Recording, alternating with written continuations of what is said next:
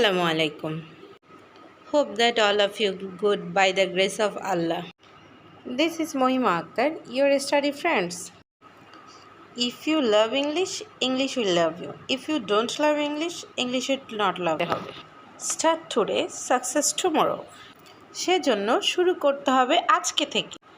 We'll learn together. Inshallah, we'll enjoy. তাহলে শুরু করা যাক। আজকের বিষয়টা খুবই গুরুত্বপূর্ণ, ভেরি ইম্পর্ট্যান্ট স্ট্রাকচার।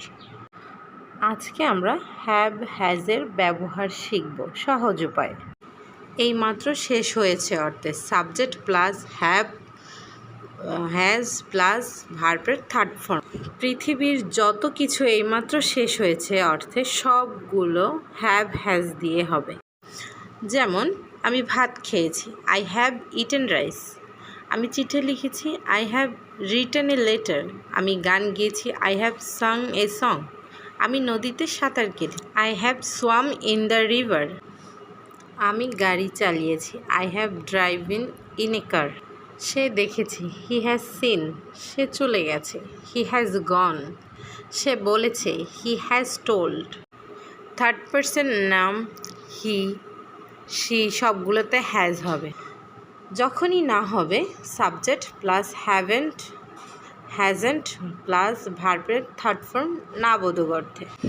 যেমন আমি বুঝতে পারি নাই, আই হ্যাভেন্ট আন্ডারস্টুড। আমি লিখি নাই, আই হ্যাভেন্ট রিটেন। আমি সাঁতার কাটি নাই, আই হ্যাভেন্ট সোয়াম।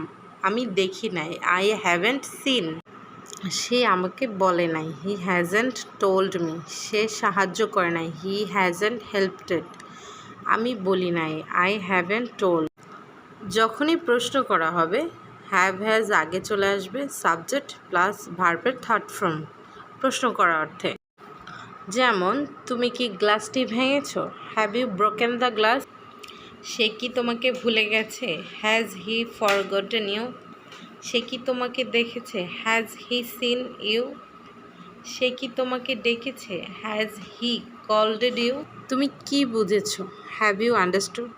তুমি কি লিখেছো, হ্যাভ ইউ রিটেন। তুমি কি ইংরেজি শিখেছো, হ্যাভ ইউ লার্নড ইংলিশ। তুমি কি খেয়েছো, হ্যাভ ইউ ইটেন।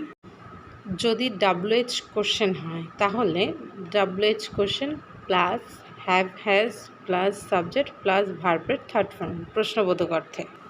যেমন তুমি কিভাবে গাড়ি কিনেছো, হাউ হ্যাভ ইউ বট এ কার। তুমি কি খেয়েছো, হোয়াট হ্যাভ ইউ ইটেন।